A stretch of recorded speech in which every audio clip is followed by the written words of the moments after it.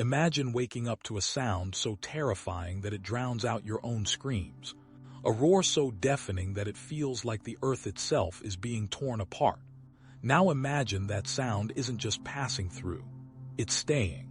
It's destroying everything you've ever known, everything you've ever built, everything you've ever loved. This isn't a nightmare you can wake up from. This is October 28th, 2025, and for the people of Black River, Jamaica, this is Hurricane Melissa, a Category 5 monster with winds screaming at 185 miles per hour, gusts exploding past 220 miles per hour, and a fury so intense that it ties the record for the strongest hurricane landfall in Atlantic history. But statistics don't tell you what it's like when almost every single roof in your town is ripped away like paper. Numbers don't capture the moment when 16 feet of ocean water crashes through your streets, turning your home into a watery tomb. And reports can't convey the desperation of families clinging to anything solid as the world around them transforms into hell on earth. If you want to witness the raw truth of survival, the heartbreaking reality of loss, and the unbreakable spirit of a community refusing to surrender, then stay with me. And hey, if you appreciate real stories that matter, hit that subscribe button right now. We're pushing to reach 10,000 subscribers, and your support means we can keep bringing you the stories that mainstream media overlooks. Let's get into this together. Black River isn't just any town in Jamaica. Nestled in St. Elizabeth Parish on the island's southwestern coast, this historic settlement has stood for centuries as a testament to Jamaican resilience and culture. The Black River itself, Jamaica's longest navigable river, winds through lush wetlands teeming with wildlife, including crocodiles that have become symbols of the area's wild beauty. For generations, this town has been home to fishermen who know the sea like the back of their hands, farmers who coax life from the rich soil, and families whose roots dig deep into Jamaican history. The streets have witnessed the evolution of Jamaica from colonial times through independence and into the modern era. Tourism brought visitors eager to explore the river's mysteries and the natural wonders of the surrounding countryside. Life here wasn't always easy, but it was stable. It was home. It was theirs. But on October 28th, 2025, everything changed. Hurricane Melissa, a name that will forever be etched in the memory of every Jamaican, made landfall with a violence that defied comprehension. This wasn't just another hurricane. Melissa exploded into a Category 5 beast in the days leading up to landfall, her rapid intensification catching even seasoned meteorologists off guard. When she slammed into Jamaica's coast, her sustained winds reached 185 miles per hour, with gusts screaming past 220 miles per hour. To put that in perspective, those are winds powerful enough to turn everyday objects into deadly projectiles, to peel roofs off buildings like they're made of cardboard, and to snap mature trees like toothpicks. Melissa tied the record for the strongest hurricane landfall ever recorded in the Atlantic Basin, standing shoulder to shoulder with storms that have left permanent scars on history. Black River found itself directly in Melissa's crosshairs. As the hurricane's eyewall passed over the town, residents who had sheltered in place experienced what can only be described as apocalyptic conditions. The wind didn't just blow, it screamed, it howled. It attacked with a sentience that felt personal, malicious even. Windows exploded inward, showering families with glass. Doors were ripped from their hinges and sent flying through the air. And the roofs, those critical shields that separate survival from catastrophe, were torn away with shocking ease. Reports from the ground painted a devastating picture. Almost every roof in Black River was blown off. Think about that for a moment. Almost every single roof. Entire neighborhoods suddenly exposed to the full fury of a Category 5 hurricane. Families who thought they were safe in their homes suddenly found themselves completely vulnerable, rain lashing them horizontally, debris flying past their heads, and the structural integrity of their shelters compromised in seconds. But the wind was only part of the nightmare. Melissa brought with her a storm surge that transformed Black River's familiar streets into raging waterways. Storm surge, for those unfamiliar, is the abnormal rise of water generated by a storm's winds pushing ocean water toward shore. When a hurricane as powerful as Melissa drives that water inland, the results are catastrophic. Black River experienced a storm surge reaching up to 16 feet. 16 feet of ocean water surging through a coastal town, flooding homes up to their rooftops, trapping families on upper floors or forcing them to seek refuge in attics. The Black River itself, normally a scenic waterway that defines the town's character, became a raging torrent, overflowing its banks and adding to the deluge. St. Elizabeth Parish, home to Black River, was described as being underwater. Numerous families found themselves trapped in their homes, surrounded by water that showed no signs of receding, with no way to escape and no guarantee that rescue would come in time. The immediate aftermath revealed a scene of unimaginable devastation. When the winds finally died down and survivors emerged from whatever shelter they could find, they were met with a landscape so transformed that many couldn't recognize their own neighborhoods. Buildings that had stood for decades were reduced to rubble. Trees that had provided shade and fruit for generations were uprooted and scattered like matchsticks. Power lines lay tangled in the streets, sparking dangerously. Roads were blocked by debris, making them impassable. And everywhere, absolutely everywhere, there was water. Contaminated floodwater filled with sewage, chemicals, and who knows what else covered the ground, creating both immediate danger and long-term health hazards. The human toll began to emerge in those first terrible hours and days. 2 bodies were discovered in the Black River area in the immediate aftermath of Hurricane Melissa. 2 lives lost, 2 families shattered, 2 futures erased in the span of hours. But beyond the confirmed deaths, there were the missing, people unaccounted for, families desperately searching for loved ones who had been separated during the chaos. And then there were the injured, people with wounds from flying debris, from collapsing structures, from desperate attempts to survive the unsurvivable. With roads impassable and communication networks down, getting medical help to those who desperately needed it became a Herculean challenge. The destruction extended across Jamaica, with Hurricane Melissa leaving a trail of devastation that affected nearly every parish on the island. Across Jamaica, the death toll climbed. Reports confirmed multiple fatalities, with numbers that would continue to rise as rescue workers accessed more remote areas. In Portland Parish, on the northeastern coast, flash flooding became a killer, with at least 1 confirmed death as water levels rose with terrifying speed. The capital city of Kingston didn't escape Melissa's wrath either. Widespread flooding submerged neighborhoods, and tragically, at least 1 person lost their life there as well. In Westmoreland Parish, bodies were recovered from the floodwaters, each discovery adding to the mounting grief of a nation in shock. St. Elizabeth Parish, home to Black River, became one of the hardest-hit areas, with catastrophic damage and a humanitarian crisis unfolding in real time. But here's where the story of Black River becomes something more than just a tale of destruction. Here's where we see the indomitable human spirit rise from the wreckage. Because even as the water still swirled through their streets, even as they stood among the ruins of everything they'd built, the people of Black River refused to break. Neighbors who had lost everything themselves immediately began helping other neighbors. Fishermen who had watched their boats destroyed turned their skills to rescue operations, navigating the flooded streets to reach trapped families. People shared food when they had almost nothing. They shared water when it was precious. They shared shelter when their own homes were compromised. This is the part of disaster stories that often gets overlooked in the rush to document destruction, but it's the most important part.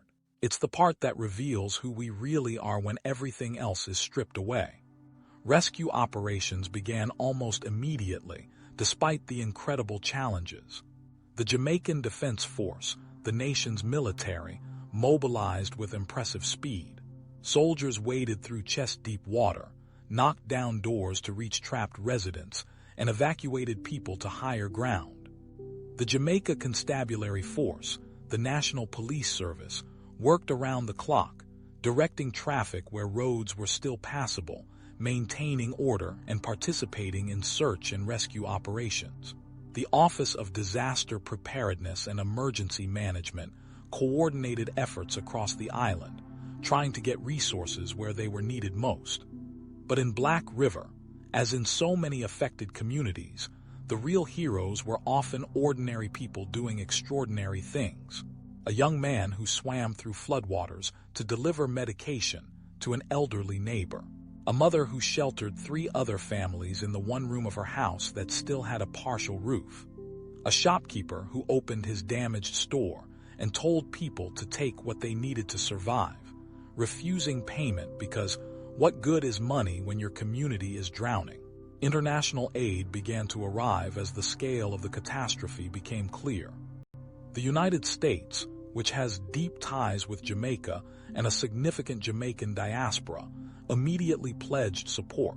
The United Kingdom, given Jamaica's status as a Commonwealth nation, mobilized resources.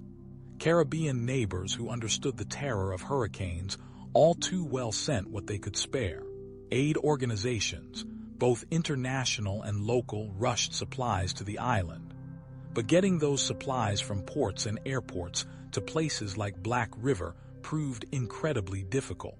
With roads damaged or destroyed, with bridges washed out with debris blocking passage, the logistics of disaster relief became a nightmare unto itself.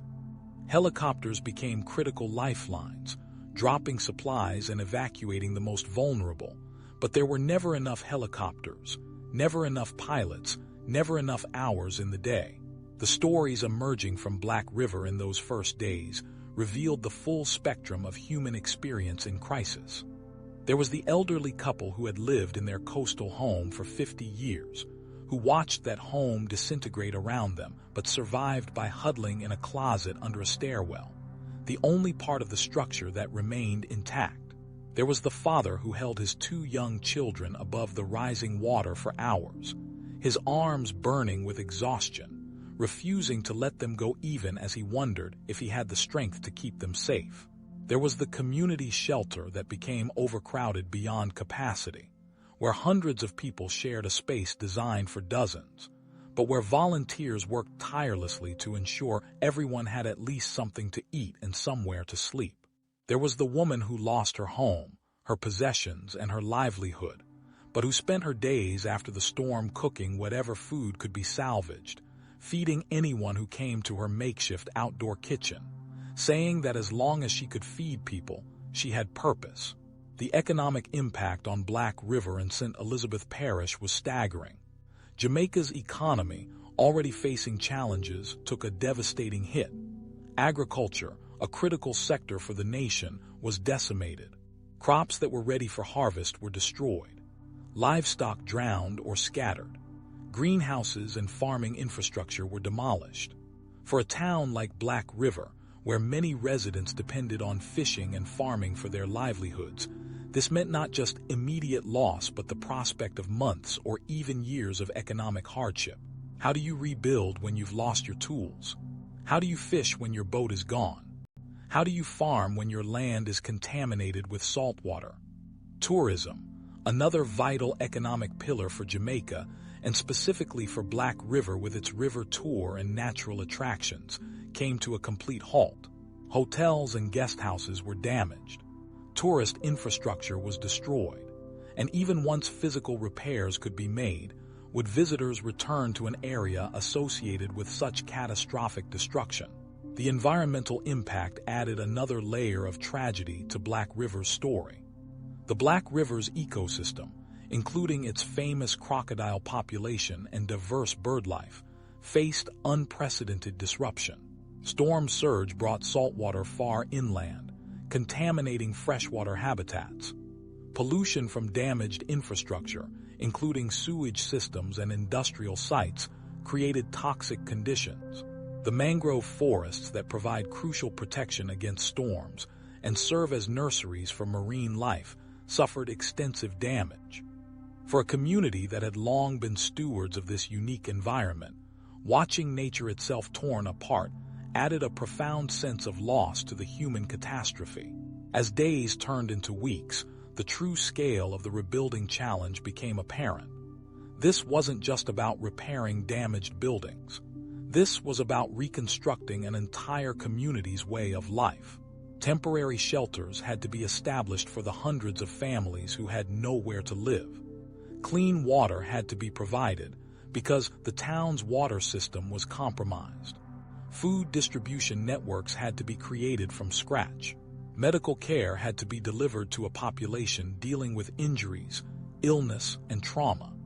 And all of this had to happen in a town where basic infrastructure, the roads and power lines and communication networks that make modern life possible, had been severely damaged or destroyed.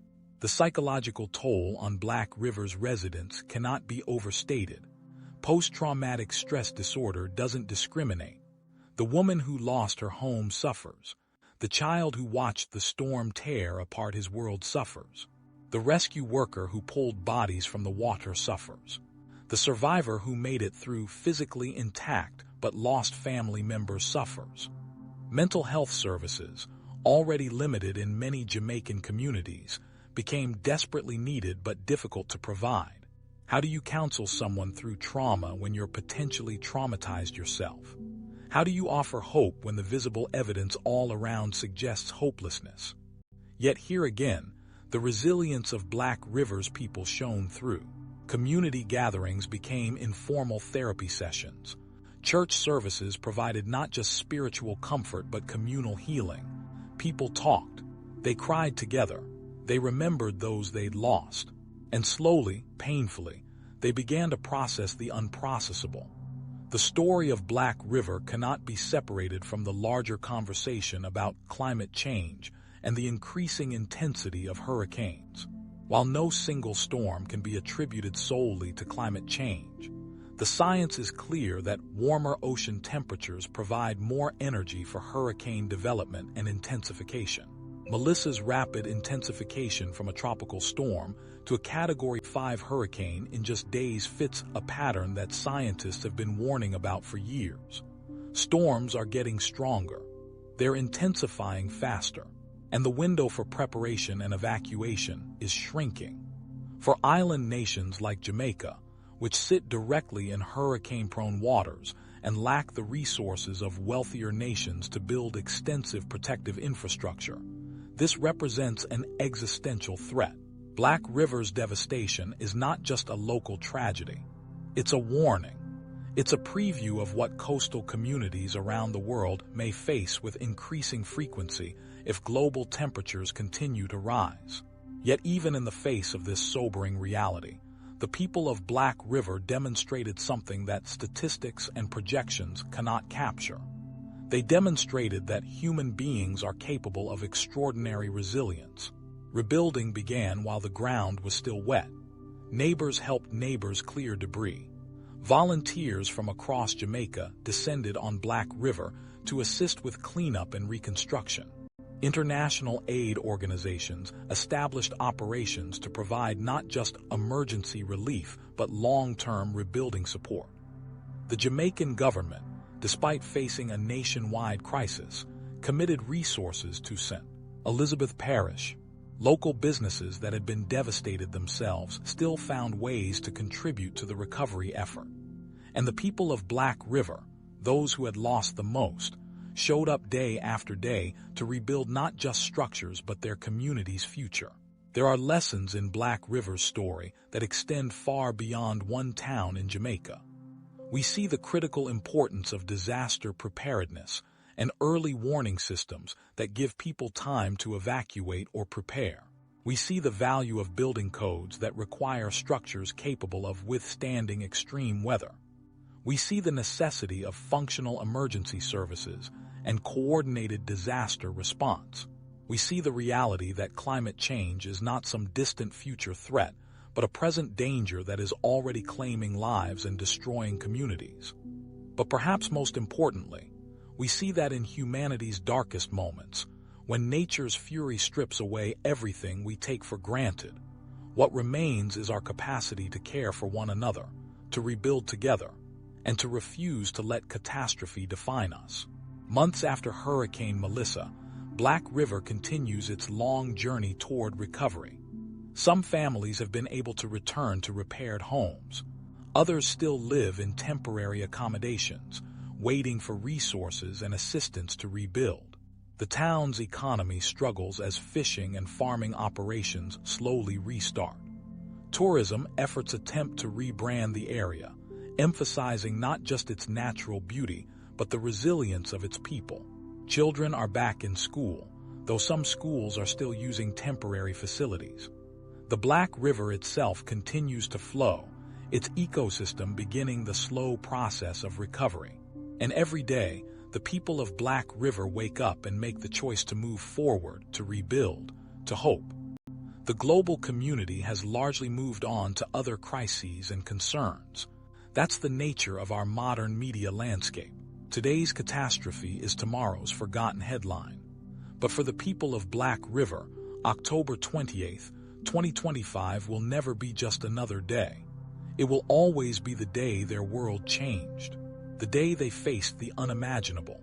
The day they lost loved ones, homes, and livelihoods.